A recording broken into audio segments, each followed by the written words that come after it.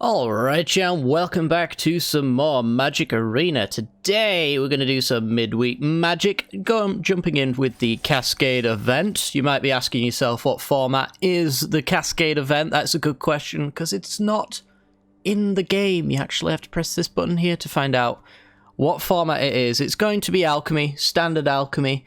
There is a banned list. I don't know where to find it, but I did see a card in the deck builder that was banned for Cascade.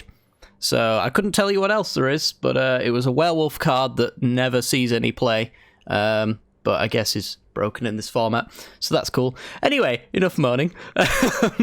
Today we're going to be jumping in to this free event. All of you should be taking part in it because it is free, and after 3 wins you get yourself a cosmetic and 2 rare ICRs, which can be gems, I believe.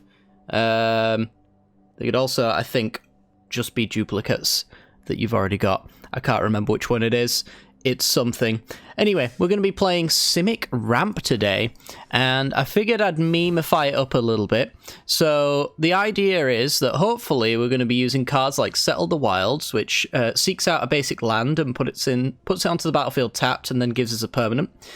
Using that to cascade into 2 mana things that are also rampers, so Florahedron and the Innkeeper. But I've added a little bit of spice in here as well, because if after your 3-drops, or after your 2-drops, sorry, you decide you want to go for a 3-drop, you could potentially hit double major. I've added 4 of this card in. It's not very good, which is why it doesn't see any play, but it can potentially just win me the game on the spot. 2 mana instant, copy target creature spell you control, except for it isn't legendary if the spell is legendary. So the idea being anything after 3, Glasspool Mimic, Quandrix Cultivator, or Coma, can potentially cascade into double major, and then double major can create a copy of the creature that is still on the stack, which means we can get 2 copies of Coma, which I don't think I need to say is quite broken. Otherwise, like, Glasspool Mimic is coming down to copy one of these guys, so you get 2 Mimics for the price of 1, or 2 Cultivators for the price of 1. That's going to be the idea, at least. You can also just continue down and cascade into 1-drops as well, but forget that. That's not important, chat. It's not important. Double major. Anyway, we've also got Discover the Formula as well. So Discover the Formula being a 6-mana card allows us to cascade, which could put a card into our hand with Settle the Wilds, or Consider, maybe, and then it will cost reduce all the cards in your hand. The cost reduction will not affect Cascade as far as I'm aware, so you can cast things cheaper and get expensive spells off of it nonetheless. But yeah, I have absolutely no idea if this deck functions, so let's find out, shall we? Let's go to the gameplay. This video is brought to you by the generous support of our wonderful patrons and channel members that you see here. If you'd like to support the channel and get access to cool content like sneak peeks, bonus videos, polls on future content, or access to a personal deck critique from myself every month, then hit the join button down below, or check out the Patreon link in the description. With all that said, let's get into the gameplay. Alrighty, we get to consider to set up our future turns. We've got Settle the Wilds to ramp, and we've got our big old payoff. It's not the best hand in the world, but we're going to keep this one. Lead off with a blue pathway and see where we go from there. Might as well cast it on our opponent's end step, because when you consider and you cascade, it's going to show our opponent our entire deck, and it is going to flash through real quick, but it does give away some information nonetheless, so it's best to use this card that won't hit anything on our opponent's turn anyway. Green-white. Alright, so really quickly, watch our deck fly on by. Yeah, you can tell I'm a Simic ramp deck if you look very carefully there. Yeah, I'm going to dump the spare land. I actually just want playables here, and a 2-drop is pretty good. A spare Coma could be okay. Innkeeper, hit me a Consider. Good stuff. Magic the Gathering is a game of skill. I'll take a Renin 7. I'll get to it before Coma. Alright, so we're at 4 mana next turn. We've got Settle the Wilds hitting Quandrix Cultivator and potentially something else. It'll seek a Quandrix Cultivator into our hand, that is. So that gives us a follow-up play. Arctic Tree Line. The only thing I can think this could be is like a green-white landfall deck with Felidar Retreat. Should be cute. You play a Felidar Retreat, and then you get all the ramp spells that you can cascade into. Yeah, I mean, Evolving Wilds, I feel like that says all it needs to say. This is probably a green-white landfall deck. So opponent just fetches. That being said as well, Evolving Wilds is not a terrible land to play on turn 1 since this is a format without 0 drops. Or if I'm forgetting them, without relevant 0 drops, before I get actually in the chat. Actually, there is a Shield of the Havens that gives you Ward 0 when you equip it for 9 that costs 0 mana. Alright. Luminarch, Veteran. That's a green-white life gain deck. Okay. Can I be a life gain deck? See the power of watching someone's deck very carefully. If you're observant enough. Fading Hope, I will bounce the 1-drop. They get nothing out of it, I get a scry. It's a tap land. I'll try my hand at a better card. So we get a land into hand, we get our Cultivator, and we hit our opponent for 1. So I have put a card to the bottom, which I think should still be there, right? Because Seek doesn't shuffle your library. Even though, like, I think Arena's not registering it as it being there. It will still get shuffled back in with a Cultivator regardless. But we've got Cultivator, play a land, something like that. What was the Foretell card?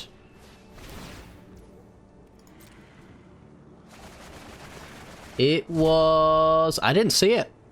I didn't see it in there. It must be a one-off. It's either like Doomscar or... the Angel one. Let's go Cultivator. Hey, hit a double major. Nice. Free Cultivator. Yes, I would like a green sauce. Yes, I would like a blue sauce. I would like to play a blue sauce and then seriously consider my decision making.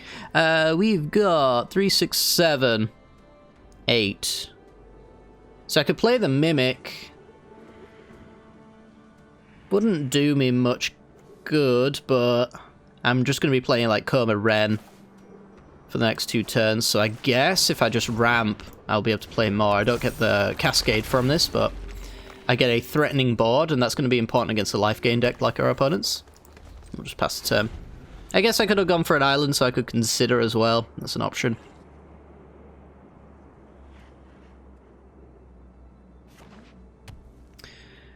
Alright. Evolving Wilds. Now, I am notably playing into a Doomscar, but that's fine. The earlier it goes off, the better. Our Comas can't be Doomscarred. Efficiently, at least. It was a Doomscar. Do I see another Doomscar in there?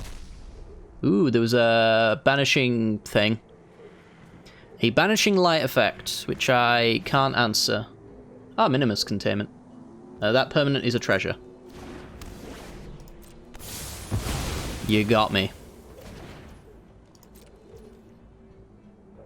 I probably would have chosen not to cast that, because now you can't cast it against my Coma, which we will be casting right now. Let's see what Coma hits. Come on, double major. Let's consider.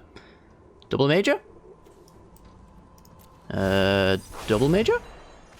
No double major. Okay. Oh, I guess I could have considered in response. It wouldn't have mattered. Or would it? It wouldn't have mattered. Okay. Crisis averted. So we know they're running Doomscars in there, but every time it cycles through, I don't see more Doomscars. It does go pretty fast, so...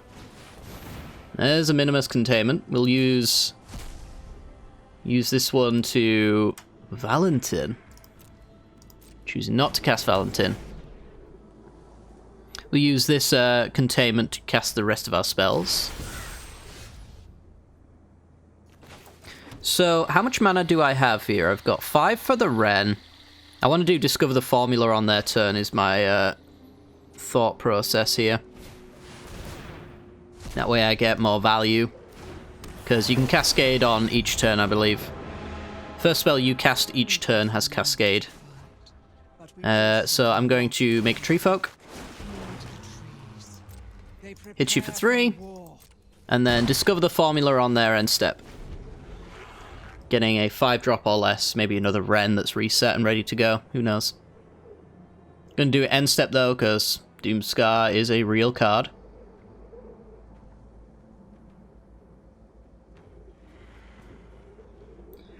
What you got? What you got, opponent? Minimus Containment. It was a Doomscar. Okay, well. No point casting that. That's kind of the issue with a cascading creature deck with board wipes, is sometimes you don't get to cascade. And then they get to play a Phantom. I'm going to get rid of this Coma's Treasure. I get to Fading Hope. Sure. Okay. I don't want that. Double Major Glasspool Mimic. Okay, so we're going to tick up Wren to get some lands. Fading Hope. Hit basically most of our top end. We're going to full control the Coma. Cascading it. Hitting Discover the Formula. Lovely. We'll go with Discover the Formula. Come on, hit the double majors. Oh my god. Double Major Coma. Oh, this is the dream. This is absolutely the dream. Double Major Coma. Oh my god. Oh my god. This is so good. Minimus Containment this opponent. Oh man. Glasspool Mimic. Yes. Please become one of the non-legendary copies of Coma.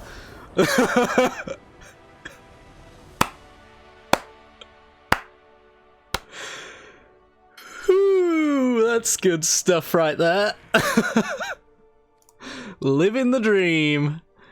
Yeah, so that's us pumping out 4 3/3s a turn with just 18 base power on board already. Minimus Containment. A powerhouse against Coma unless there's 4 of them. On to the next game. Alrighty, we're in. We've got one of our dead cards in hand. That is the one downside, well, one of the many downsides of Double Major is that you will eventually get one in your opening hand. But we're going to keep this hand on nonetheless, because it casts Settle the Wilds on 3. And slows our opponent down a little bit. So, something to note, I don't believe there are any 0 drops in this format. So no matter what our opponent plays on turn 1, it's not going to cascade into anything. I am just going to hold up and Fading Hope and Consider here. Looks like our opponent's just playing mono white, which, sure, might as well I suppose. And then we can just bounce the 1-drop.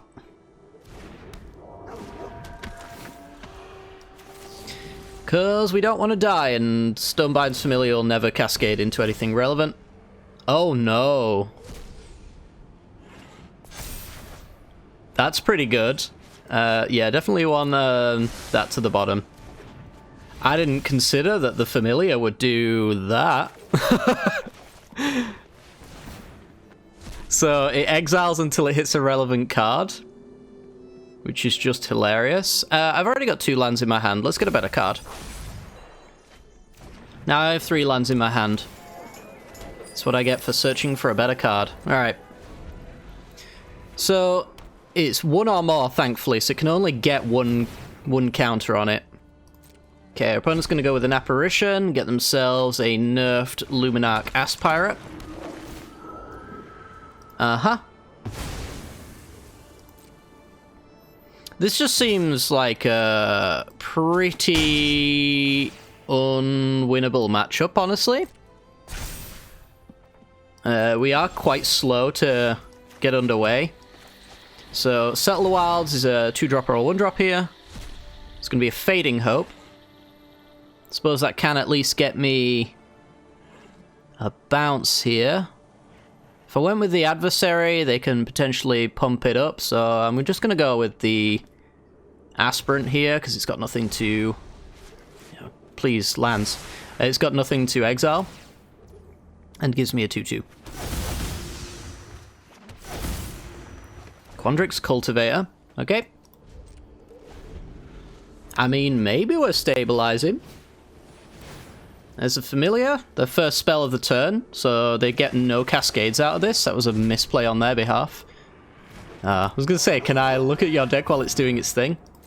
And then Brutal Cathar. Yeah, I think they've realized the error of their ways.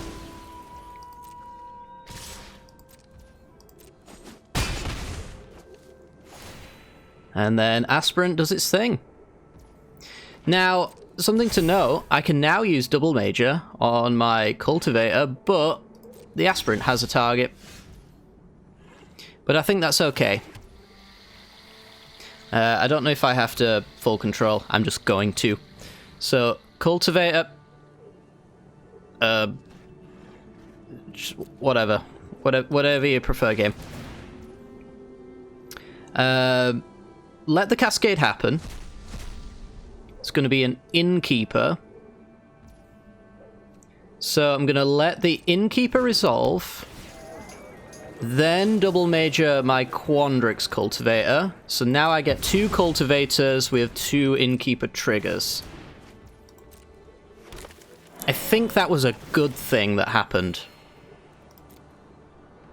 Give me another forest, I guess. And give me an island as well. That felt good. Let's go with the Consider. Discover the formula. Yes, I think that's something that will sparkle and shine with me. Thank you very much. So here comes Apparition, hitting my Cultivator, getting a Thalia. Annoying. Got a 3-4 that can block, a 1-1 that can stop the Aspirant. It's getting, like, really hard to deal with, but here we are, basically. I guess I'm trading here. I'm not going to get a better target, really. Counter on Thalia. I guess we're doing Discover the Formula. Any reason to play my land first? I don't think so, but I'm going to do it anyway. So it really doesn't make a difference, I don't think. We hit a Settle the Wilds. Have to pay the 1 on Thalia. Why is this card not banned? This goes against the entire point of the format, surely. We'll get an Innkeeper down.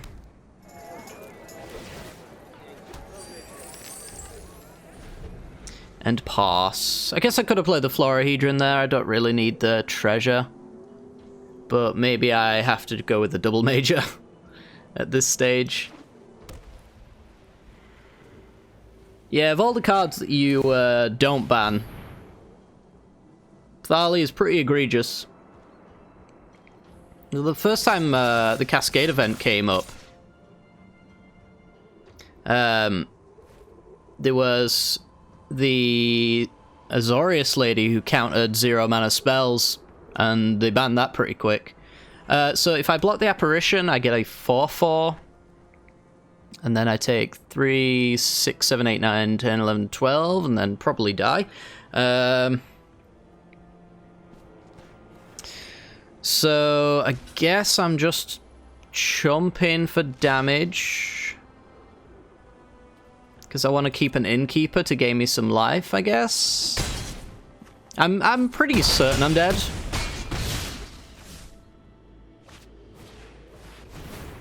I mean, yeah, it's more stuff.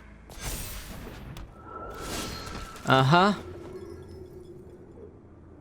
Take whatever they want out of my hand. The Ren and 7's the only expensive card here, and it's not going to do me any favors. The heat has become unbearable. Would Coma save me here? I think it might. Coma plus double major.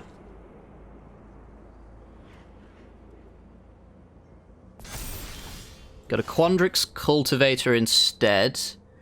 I gain life, so the Spellbinder wouldn't kill me if I had enough blockers, but I won't, so there is that. I guess now we get to figure out, do I need to hold full control for this? I don't need to hold full control. We'll consider. Now we have to pay 1 extra because Thalia. Fading Hope. That costs me 2 mana. I am going to Cultivate her though, so I guess I'll take that. We're going to go double major, Cultivator. It still costs me 2 mana because I have that perpetual cost reduction.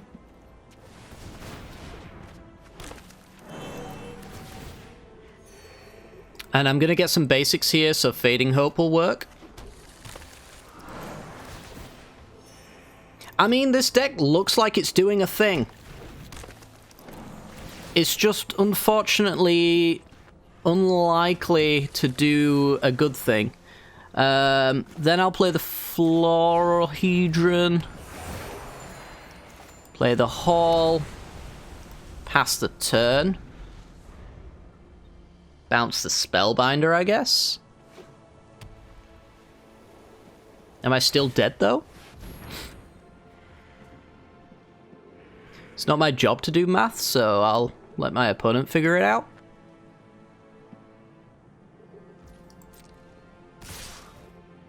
So they're getting in. Right, Thalia, down. Haven, down. Cathar, down. You down. Familiar, blocked. That's 4, 5, 6, 7. Is there a way that I get to keep my innkeeper? Because my innkeeper is keeping me alive here. Oh no, there's 3, 4, 5, 6, 7. Yeah, there's... It's unlikely I can stay alive here, I think. So I'm going to take those blocks. Opponent gets to boast and make a token. Boast and make a token. I'm going to Fading Hope the Spellbinder. Won't Cascade into anything. Because even with Thalia making it more expensive, it's still a 1 mana card. Definitely don't want Lair of the Hydra.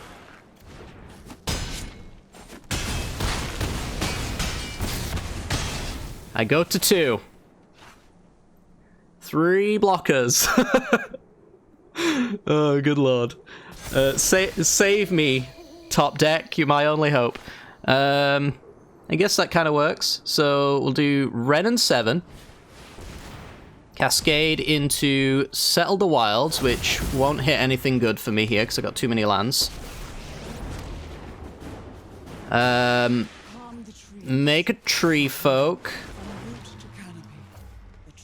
I guess make a Tree Folk. So close yet so far. 2 14/14s and 3 3/4s. It's a strong board presence, but our opponent has a stronger one. Just couldn't get ahead of the mono white on this one. So yeah, we'll just go to the next game and stop our opponent wasting our time. Alrighty, let's have a look-see. This hand doesn't exactly function. It's got Settle the Wilds, which takes us up to 4, which doesn't take us up to anything relevant on the play. On the play being a little bit faster than our opponent, I guess maybe I could make a argument for this. Let's give it a shot. Let's see what's happening. If our opponent's playing anything remotely slow, then I think this hand will be just fine. I mean, these two are kind of powerful effects. Hive of the Eye Tyrant, okay. Let's just play our land, pass. Black, white, clerics? Rune of Mortality. What on earth? Redraws. I mean, I saw some stuff. I'm pretty sure that isn't the only rune in there. But just because I saw some stuff doesn't mean I was necessarily impressed by that stuff. We get an Innkeeper, okay. It's not too bad, I guess. And then we get a Cultivator. Settle the Wild's kind of powerful. Kind of powerful. Wedding Announcement. Yeah, there's a Showdown of the Scalds in there, and then there was also, I think, one of the clerics that gets you an enchantment. So I guess they're playing like a Hallowed Haunting list. I don't remember spotting Hallowed Haunting, but it would make sense. Alright, we're gonna go, I think, just discover the formula. Although I could go Quandrix Cultivator and then leave Discover the Formula as a spell I can cast on their turn. On a future turn. I think that's also okay. Especially if we get Double Major to get extra copies. That's wonderful. Absolutely, give me all the lands. I do need to get a little bit more island action in here. Hello, hello. It's one of the things I love most of all about this client, is that when you pick the lands, you can't click directly on them. You have to click just slightly to the edge of them in order to target them. Meathook X0. That is a card to be concerned about, honestly. It gets around quite a few things that I do here. Would it ever get around Ren and 7 though? Would I even play Ren and 7 here, or would I just go with Glasspool Mimic? That would leave me with 1, 2, 3, 4, 5, 6 mana, no matter who I picked here. Fading Hope, free token removal, I'll take it. And a Scry. Definitely don't want you. Well, since it really doesn't make a difference which one I pick, and Meat-Up Massacre is a thing, and they can't kill cultivators, that'll be my target. Give me land. Running out of lands. And then we'll discover the formula on their end step. No sense in trading a token for a 1/1 here that's going to gain me a bit of life that could be relevant. Just hit them for 6. They take it. Yeah, there's Hallowed Haunting. So let's see what they want to do with it. They got a Rune of Speed. Now the deck suddenly makes sense, so all these runes coming in. Hallowed Haunting comes down, gives their tokens Flying and Vigilance, and they get to make lots of them. I'm going to see what I can hit here. We whiff on the Double Major there, unfortunately. I'd hardly say we whiffed on the follow-up, though. This should do me just fine. Alright. The creatures are a little bit bigger now. They're taking 9, though, so it's like, can you even live from this point? Let's assume that they have Meat-Up Massacre. They could only do it X3, so they're not killing my Coma. I think I'm just all attacking here, even though the Innkeeper's like a free block for them. It's not particularly free, because it lets in an extra little bit of damage there, and I think all the damage I can deal is going to be relevant for us. They do gain a little bit of life when I do my Coma shenanigans, but I think that's fine. We'll go with the cheaper Coma. Cascade into Ren and 7. It's a good hit. And we're going to double major the coma. Game has crashed. Oh, the game is back. Alright, 2 6s that are pumping out 3 3s. Give me a Tree Folk that is a 10-10. And I think we should be safe from death here. Let's see how much our opponent can pump out with spirit tokens and see if they can do enough here to stop me. 1 borrowed time. Does get rid of coma. Hits a Rune of Mortality. It's cute, but Double Mage is getting, gonna get the victory here for me, I think. Gets rid of the legendary one. That is gotta be incorrect, right? Unless this is non-token. Because I could potentially get that back. I can't, but I could potentially. Candle Trap. Doesn't this just give it Defender? Prevent all combat damage. If you have Coven, which they don't, they can get rid of it. But yeah, it can still block.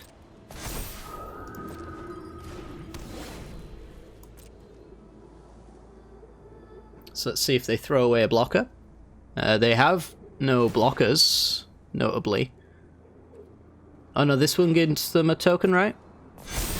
Yeah, that gives them a token. So I'm gonna tap this permanent. They gain some life. They could get out of this, honestly. They're not necessarily dead. By any means, in fact. Maybe even because of that candle trap. Let's consider, see if I can find an answer.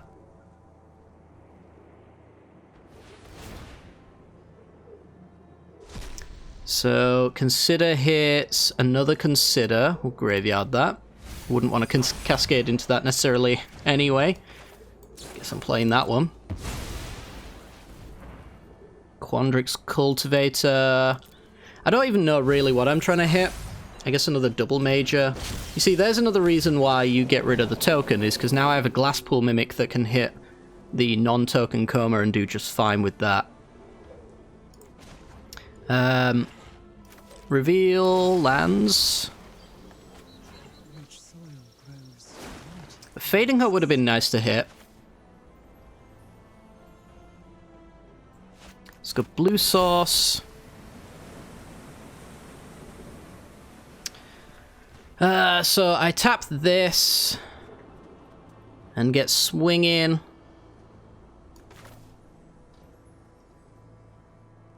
Let's go coma again.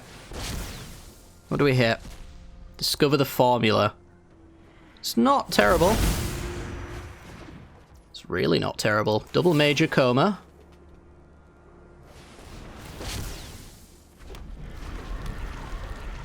That is in fact quite good. No instant speed spells in my hands, so let's just go consider looking for... I don't know at this point. Not a land. Settle the Wilds is basically dead. Glasspool Mimic, the non-token, or the token coma. And then we're going to tap the 5/5. Getting rid of this 3/3. Gain him a little bit of life. Swing with the team. Except for this coma. Because they can double block it.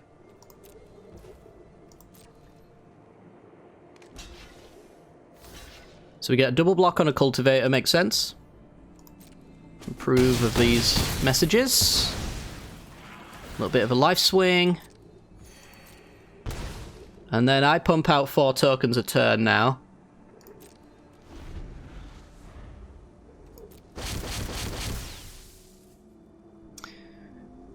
Part of me wonders whether or not I should tap them out of lands, but there is a lot of damage in the air, so I'd have to, without a doubt, hit some of their spirits here. Curse of Hospitality. We'll hit them some cards. Did they not hit anything there? Or did they hit something they can't cast? I don't know what it was. It was one of those. So yeah, I think I've just got them now on... That is a Summoning Sick token that will not get combat damage in. I've got them down on token production alone now, I think. So, my comas. Bring all the boys to the yard. Tap, tap, tap. Tap. No attackers. Untap, make 4 more tokens. Tap the remaining 2 creatures, swing for lethal. Could also tap them out of their black source there as well, so they've got no follow-ups. And, yeah, wow. Coma coming at it. I actually, honestly, deep in my heart, thought Double Major was just going to be a turbo meme, and it actually won us so many games in this matchup. Yeah, I had it all pre-planned in my head. At the end of this video, I was going to do all my videos, and I was going to be deeply disappointed with Double Major, but also tell you how fun it was, because it went off one time. But it actually went off every time, and yeah, it was extremely fun and powerful. It did have a couple of whiffs, like you can hit non-creatures, or hit it off of casting non-creatures, and it's bad then. But it's not dead in your hand in the late game, because you can just cast it. And yeah, 4 comas is quite powerful. I'm beyond surprised by my own deck. I built this and it did things I didn't expect it to do. So I'm very happy indeed. Hopefully you guys enjoyed today's video. I will say though that the one thing I did notice is it absolutely gets crapped on by mono white and apparently mono red as well. And those decks are pretty popular in this format. So part of me wants to just suggest if you come up against them, scoop and save yourself some time and heartache. You'll get kind of close, which we did with mono white. But I think most of the time you're not going to get close enough. Also, it's got Thalia in it, which should be banned. So I believe that if you think a card should be banned, you don't play against it. And then it basically is banned. Look at that. Think about it. Deep thought. Anyway, that's going to do it for today's video. Hopefully you've enjoyed. And if you have, make sure to hit the like button and subscribe for more content like this in the future. Without further ado, going to end it off here. Take care and peace.